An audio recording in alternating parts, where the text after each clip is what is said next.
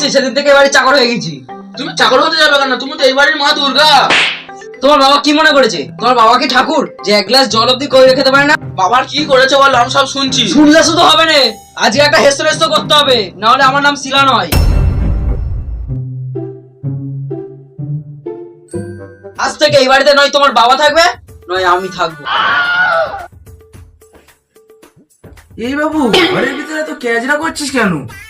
পাড়া প্রতিবেশী শুনলে কি বলবে? দেখছো কি চরিত্রহীন লোক। আমরা স্বামী স্ত্রী কি কথা বলছি না বলছি সব বাড়ি থেকে শুনছে। কি নির্লজ্জ লোক। বাবা তুমি 24 ঘন্টা বাড়ি থাকো আর এইসব করো? এ তো মানুষ না কুকুর ছাগল যে 24 ঘন্টা এতে খাটাও? দেখো কেরম কুকুরের মতন চাউনিতে দেখছে। ছি বাবা ছি, তোমার থেকে আমি এটা আশা করিনি। আমি তো ওই জন্যই চালাকি করে বিয়েটা দিলাম তো, যাতে পুরো বয়সে পারবরে ঠ্যাং তুলে খেতে পারি। আজ থেকে সব ঘরের কাজ তুমি করবে। তোমার চালাকি তোমার পুয়া ঢুকিয়ে দেবো। ঠিক আছে, তুই তো পুরো মাগের ভেড়া হয়ে গেছিস।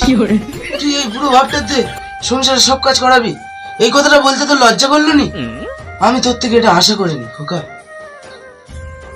জানো, বাবার সাথে এরকম করা উচিত হলো না। তাহলে তুমি সব ঘরের কাজগুলো করো আর তোমার বাবা পায়ের ওপর ঠ্যাং তুলে খা।